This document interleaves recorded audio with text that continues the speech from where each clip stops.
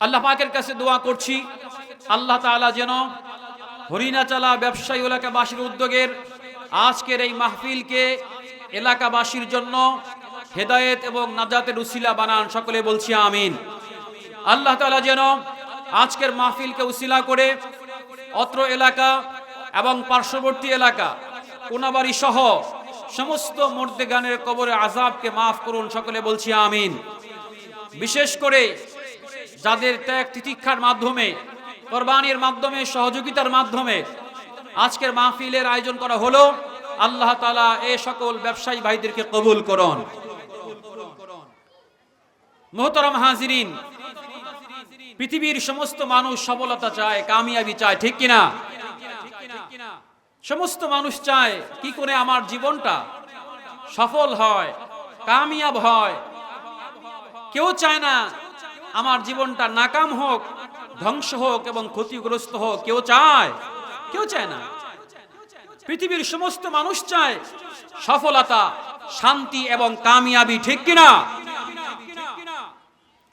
কোরআনে কারীমের মধ্যে আল্লাহ রাব্বুল আলামিন আমাদের সফলতার ঠিকানা বলে দিয়েছেন। পৃথিবীর মানুষ কোন পথে সফল হবে, কোন পথে কামিয়াবি অর্জন করবে, দুনিয়া এবং পরকালে সুখ এবং শান্তি পাবে, এই ঠিকানা বলে দিয়েছেন আল্লাহ। জোরে বলেন কে? আল্লাহ তাআলা বলে দিয়েছেন। কোরআনে কারীমের মধ্যে আল্লাহ তাআলা আমপাড়ার মধ্যে 30 পারার মধ্যে ছোট্ট একটি সূরা নাজিল করছেন। আমরা অনেকেই সেই সূরাটা মুখস্থ পারি। ছোট্ট সূরাটির নাম হচ্ছে সূরা আসর। ছোট্ট সূরা না? ছোট্ট সূরা। এই সূরা সম্পর্কে ইমাম শাফি রাহমাতুল্লাহি আলাইহি বলেন, আল্লাহ তাআলা যদি শুধু সূরা আসর নাজিল করতেন আর কোরআনে কারীমের অন্য কোন সূরা নাজিল না করতেন, শুধুমাত্র কেবলমাত্র এই ছোট্ট সূরা আসর মানুষের মুক্তির জন্য এবং হেদায়েতের জন্য উসিলা হতো। সুবহানাল্লাহ বলেন। এত গুরুত্বপূর্ণ একটি সূরা। আল্লাহ রাব্বুল আলামিন এই সূরার মধ্যে বান্দার সফলতা এবং কামিয়াবি কোন পথে হবে এটা আল্লাহ তাআলা দেখিয়েছেন। আল্লাহ রাব্বুল আলামিন ছোট্ট সূরা আসরের মধ্যে বলেন, ওয়াল আসরি ইন্নাল ইনসানা লাফি খুসর ইল্লাল্লাযীনা আমানু ওয়া আমিলুস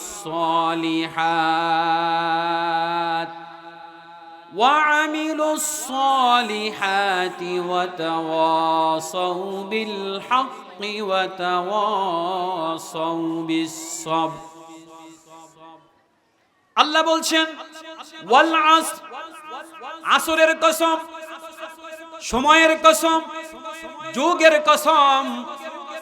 আসরের কসম খেয়ে আল্লাহ রাব্বুল আলামিন বলেন পৃথিবীর সমস্ত মানুষ ক্ষতির মধ্যে, পৃথিবীর সব মানুষ ক্ষতির মধ্যে, ধ্বংসের মধ্যে নিমজ্জিত।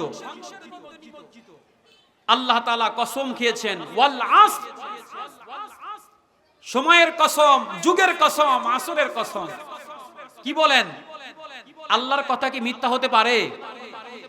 আল্লাহর কথার মধ্যে কোনো সন্দেহ আছে? কোনো সন্দেহ নেই। কিন্তু আল্লাহ কসম খাইলেন কেন? মানুষ কসম খায়, আমরা কসম খাই, ঠিক কিনা? আমরা কসম খাই কথার গুরুত্ব বুঝাতে গিয়ে।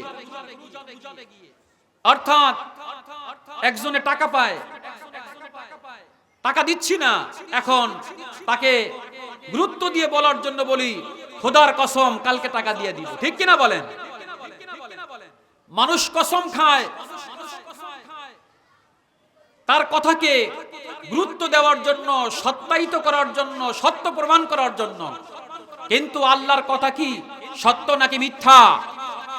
আল্লাহর কথা সত্য, আল্লাহর কসম খেতে হয় না। এরপরে আল্লাহ রাব্বুল আলামিন কসম খেলেন কেন?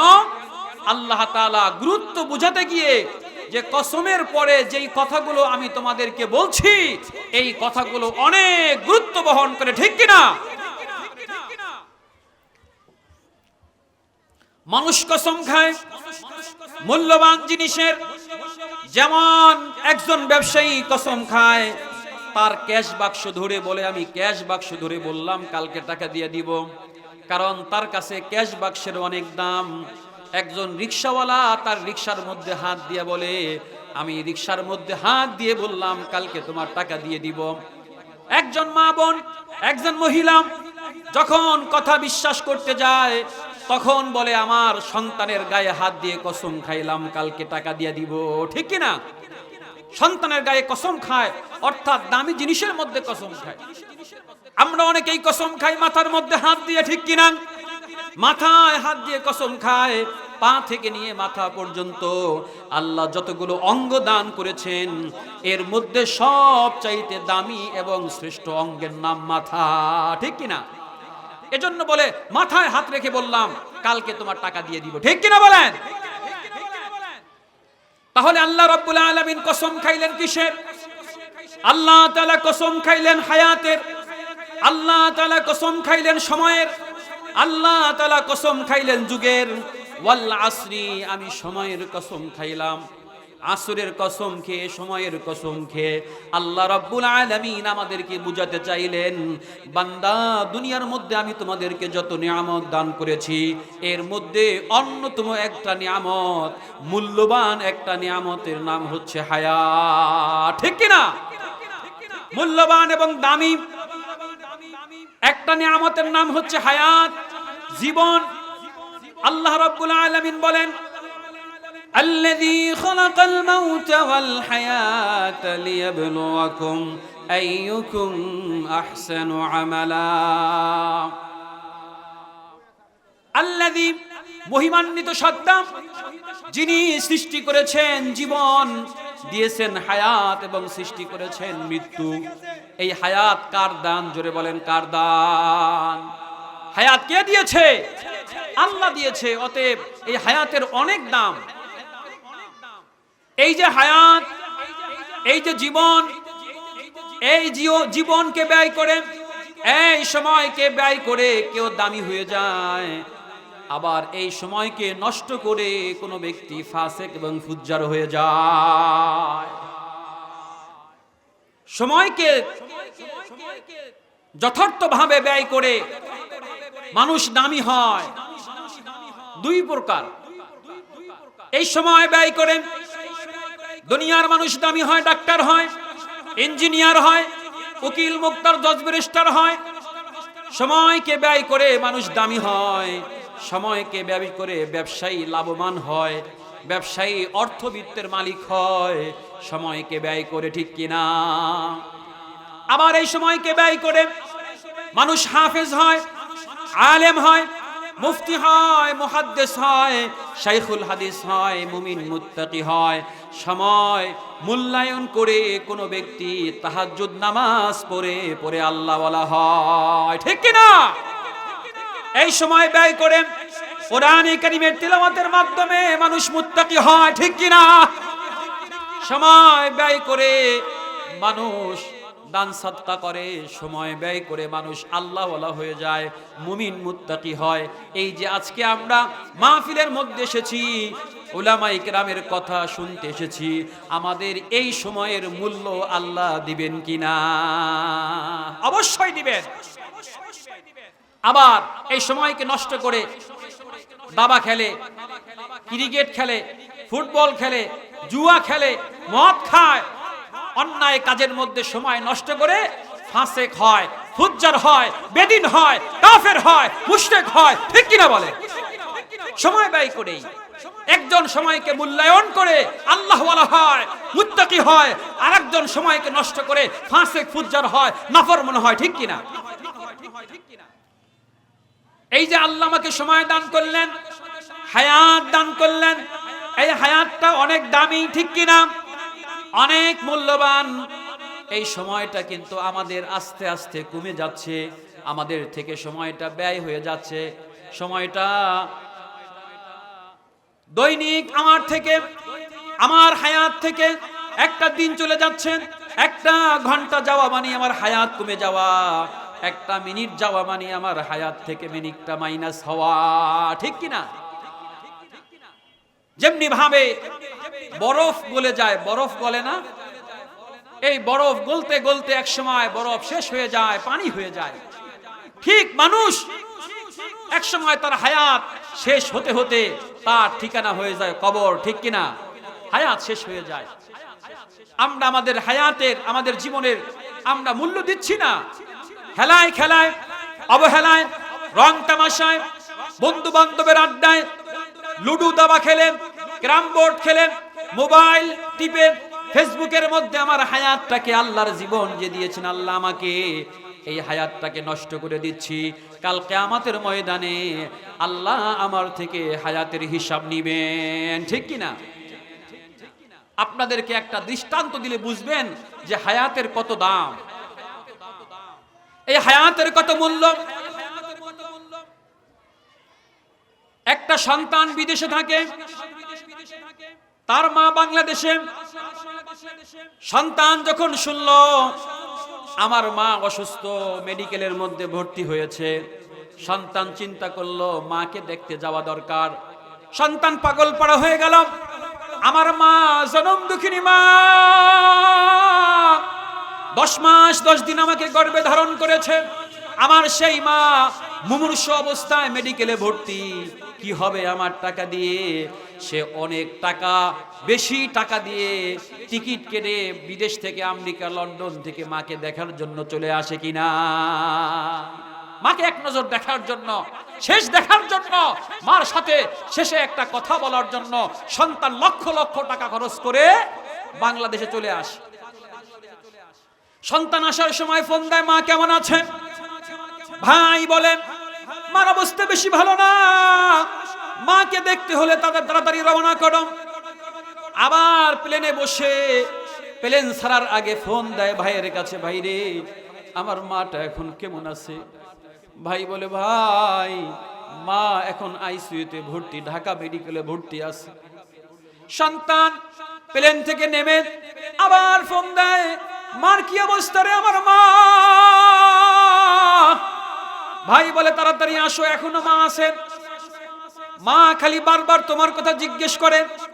যেই সন্তান দূরে থাকে মা তার কথা কিন্তু বেশি জিজ্ঞেস করে, ঠিক কিনা বলেন? যেই সন্তান দূরে থাকে ওই সন্তানের কথা মার বারবার মনে পড়ে, বাবার মনে পড়ে। ভাই বলে ভাই তাড়াতাড়ি আসো, মা তোমার কথা বারবার জিজ্ঞেস করছে। ভাই দ্রুত একটা গাড়ি নিয়ে মেডিকেলের উদ্দেশ্যে রওনা করছে।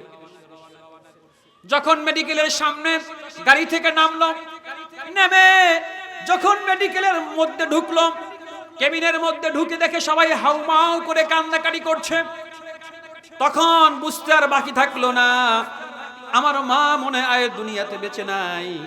সবার কান্নাকাটি দেখে এরপরে বলতেছে আমার মা কি আছে নাকি দুনিয়া থেকে বিদায় হয়ে গেছে।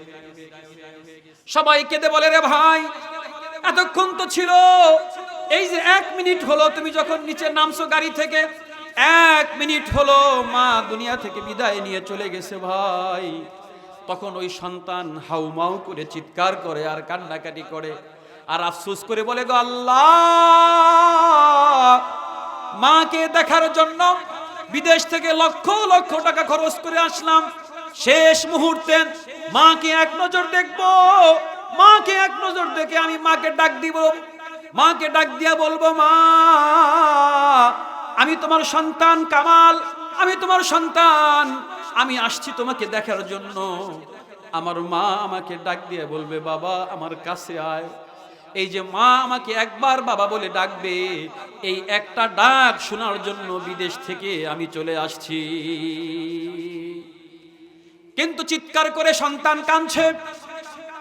1 মিনিট মাত্র, 1 মিনিট আগে যদি আমি আসতে পারতাম, আমার মার জবান থেকে কামাল নামটা শুনতে পারতাম, আমার মার জবান থেকে আব্বা বলে ডাক শুনতে পারতাম। মা আমাকে বলতো বাবা আয় কাছে আয়, আমার পাশে বয়। মা আমার কপালের মধ্যে একটা চুমু খাইতো আর আমাকে 2 একটা কথা বলে মা বিদায় হতো। কিন্তু 1 মিনিটে আমি এসে আমার মাকে পাইলাম না। তাহলে বলেন এই যে 1 মিনিটের জন্য মাকে পাইল না, এই মিনিট কিন্তু ওই সন্তানের কাছে অনেক দামি, ঠিক কি না? এই একটা মিনিট ওই সন্তানের কাছে অনেক দামি।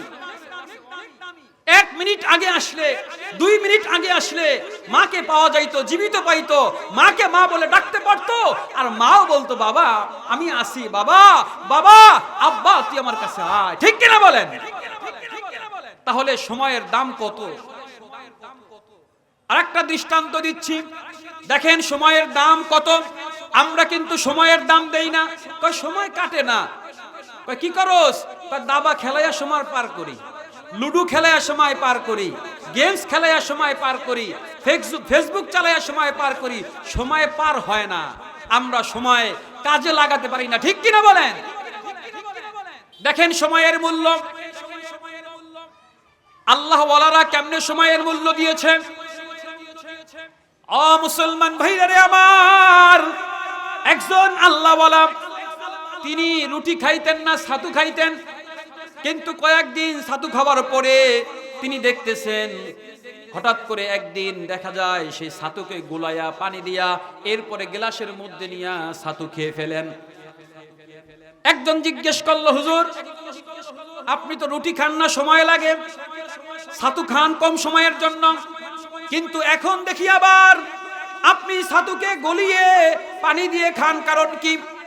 আল্লাহ ওয়ালা বলতেছে ভাই আল্লাহ তাআলা আমাকে যে হায়াত দিয়েছে এই হায়াতটাকে কাজে লাগানোর জন্য আমি দেখেছি আমি যদি ছাতুকে মুঠ বানায়া বানায়া গোল করে করে ছাতু খাই, এরপরে পানি খাই, আমি দেখছি এই ছাতু খাইতে গেলে আমার প্রায় 10 মিনিট সময় লাগে। অথচ এই ছাতুগুলো পানি দিয়ে গিলে যদি আমি খেতে পারি, এই সময় আমি প্রায় 300 বার আল্লাহর নামের জিকির করতে পারি। সুবহানাল্লাহ বলেন। 300 বার জিকির করতে পারি, সময় নষ্ট করা যাবে না। এই জন্য ছাতুকে ছাতু বানায়া না খায়া পানি দিয়া গোলায়া খেলাম, এই সময়টা আমি আল্লাহু আকবার লা ইলাহা ইল্লাল্লাহ আর সুবহানাল্লাহ বলতে পারি 300 বার। সুবহানাল্লাহ বলেন। মেরে মুহতারাম দোস্ত, সময়ের মূল্য কত? সন্তান দুনিয়ার মধ্যে আসছে, মায়ের সন্তান ভূমিষ্ঠ হয়, একটা সন্তান আসলো, মরা সন্তান, ইন্তেকাল হওয়া সন্তান, মৃত সন্তান আসলো। মায়ের পেট থেকে যেই মরা সন্তান আসে, এই সন্তানের জন্য গোসল দিতে হয়। মাসালা হচ্ছে যেই সন্তান মায়ের পেট থেকে মৃত দুনিয়ায় আসে, ওই সন্তানের জন্য গোসল নাই, কাফন দাফন নাই। সম্মানের ক্ষেত্রে যেহেতু মানুষের বাচ্চা, এজন্য একটা কাপড় দিয়ে কোনো মতে তাকে মাটির মধ্যে পুঁতে রাখবে। তার নাম রাখাও দরকার নাই, গোসলও দরকার নাই, জানাজাও দরকার নাই, এমনকি কবরও খোদা দরকার নাই। তাকে একটা কাপড় দিয়ে মাটির মধ্যে রেখে দিবে।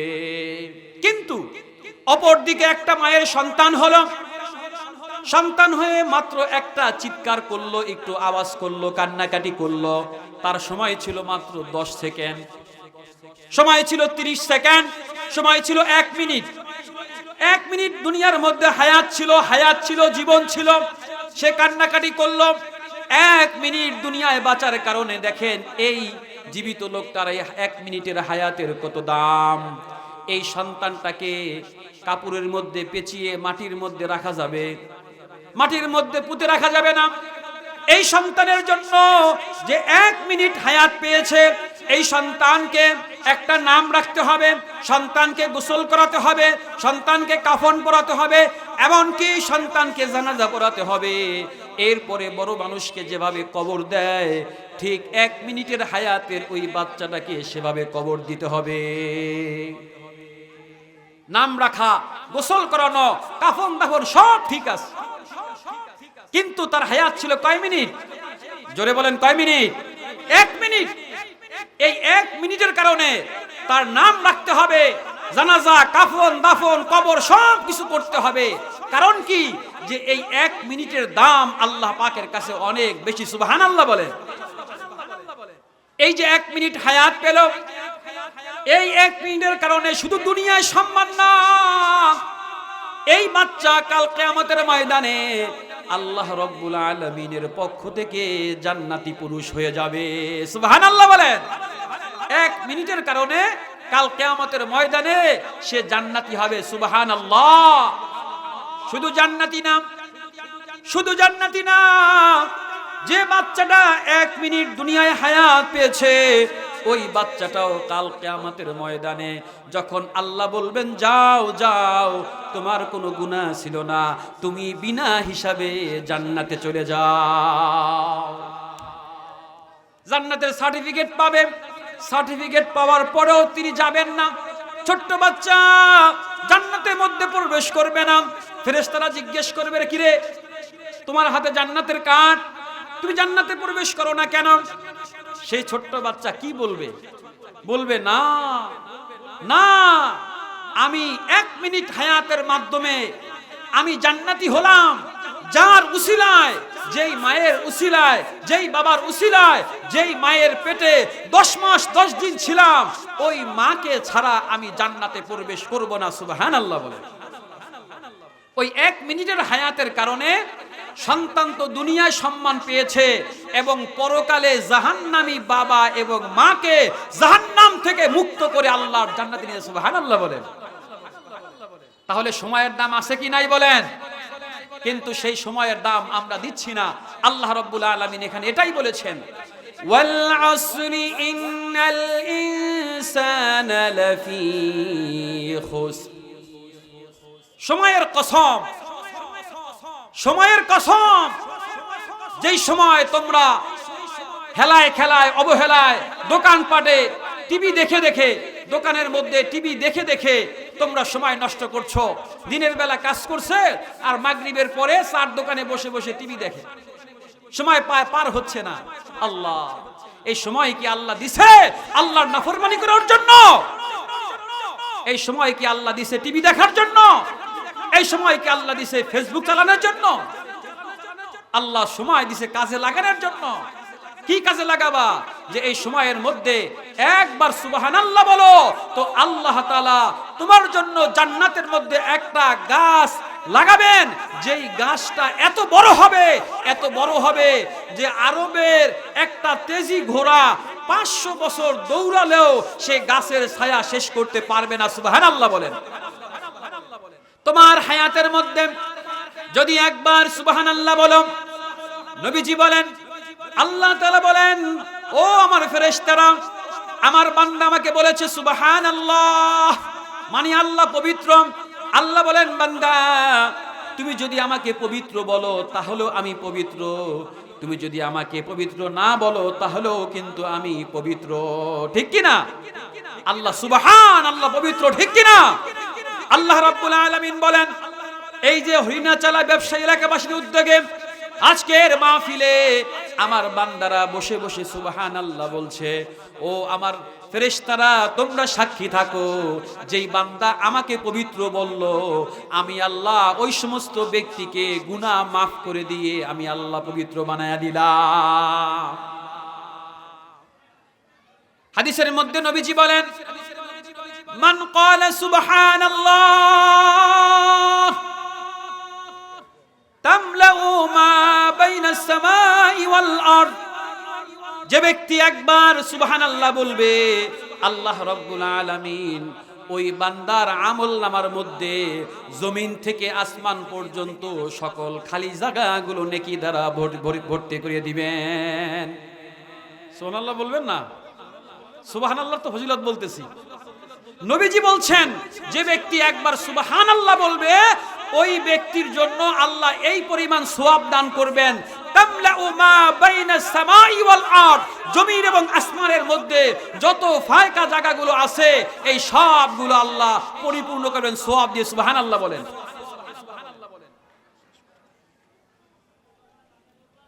তাহলে সুবহানাল্লাহ বলবো তো ইনশাআল্লাহ। এই জন্য সময়ের দাম দিয়ে সুবহানাল্লাহ বলবো, আলহামদুলিল্লাহ বলবো, আল্লাহু আকবার বলবো। আল্লাহ রাব্বুল আলামিন বলছেন, 4টা গুণ হাসিল না করলে ওই ব্যক্তি ক্ষতিগ্রস্ত। 1 নম্বর হলো ঈমানের গুণ, ইল্লাল্লাযীনা আমানু ওয়া আমিলুস সালিহাতি ওয়া তাওয়াসাউ বিল হাক্কি ওয়া তাওয়াসাউ বিস সাবর। এক নম্বর হচ্ছে ঈমানের গুণ, আর দুই নম্বর হচ্ছে ওয়া আমিলুস সলিহাত, নেক আমলের গুণ।